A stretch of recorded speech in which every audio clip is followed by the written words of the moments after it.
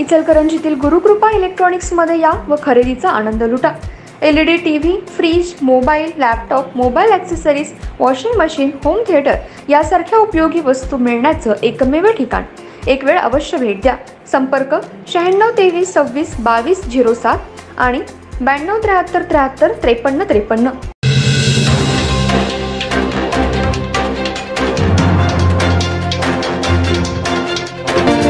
नमस्कार, मी तेजस्विनी मगदुम। एम मराठीमध्ये आपल्या सर्वांचं स्वागत आहे। पाहूया ठळक घडामोडी। इचलकरंजी शहरामध्ये 31 डिसेंबरच्या पार्श्वभूमीवर नदीवेस नाका इथं नाकाबंदी करण्यात आली होती।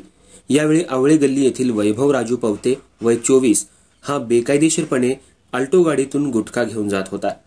गाडीची पोलिसांनी तपासणी केल्यानंतर गाडीमध्ये गुटखा असल्याचं निष्पन्न झालं। गावभाग पोलीस ठाण्याचे गोपनीय पथकाचे कर्मचारी बाजीराव पवार यांनी गाडी मालकासह गाडी जप्त केली आणि गुटख्यासह गाडी असा सुमारे 2.25 लाख रुपयांचा मुद्देमाल जप्त केलाय।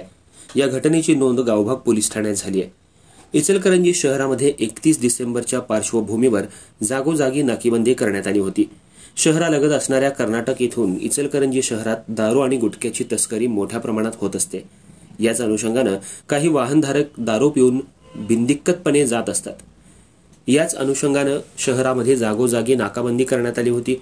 या नाकाबंदी दरम्यान नदीवेस नाका इथं बेकायदेशीर गुटखा वाहतूक करणारी अल्टो गाडी अडवली असता या गाडीत सुमारे 60,000 रुपयांचा गुटखा तसंच गाडीसह सुमारे 2.25 लाख रुपयांचा मुद्देमाल पोलिसांनी जप्त केलाय।